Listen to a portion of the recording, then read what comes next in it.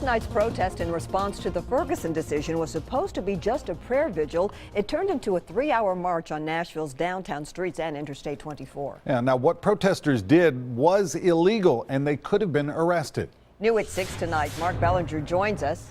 And Mark, many are asking that question. Why weren't they arrested? That's right. It's a good question, too. It was kind of a very touchy situation last night. Metro Police Chief Steve Anderson says a lot of thought went into his decision. Chief Anderson decided it was safer for everyone just to shut down I-24 and let the demonstrators make their statement.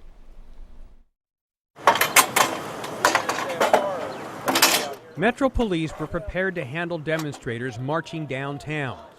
Dozens of officers were already assigned to handle pedestrian and vehicle traffic outside Bridgestone Arena to accommodate Nashville Predators fans leaving the hockey game.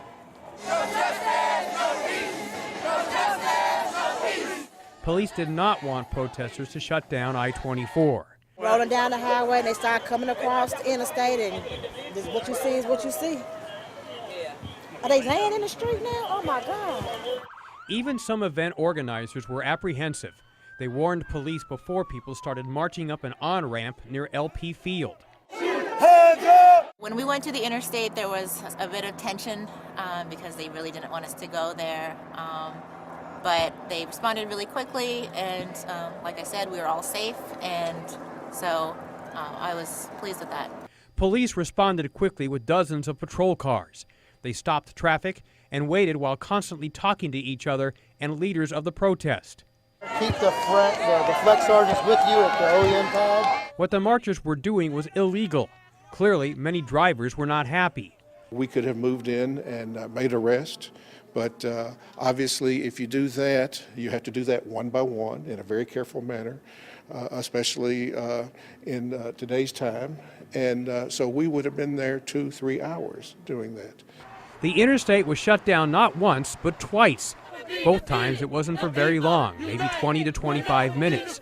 There were other concerns, like what would have happened if an emergency vehicle needed to get through. Had there been an emergency, certainly we would have first made the appeal to the people involved, and then we would have taken whatever action necessary to make sure that that emergency was taken care of.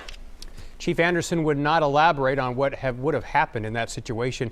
Nashville Mayor Carl Dean says the police department did a great job last night in the situation. Now, is the police department looking at body cams, Mark? Yeah, they are. They're taking it very seriously. Chief Anderson says he and his staff are evaluating how they work in other departments. The systems are very expensive, and there are a lot of issues to work through. There's cataloging video, and when do you turn the cameras on and off?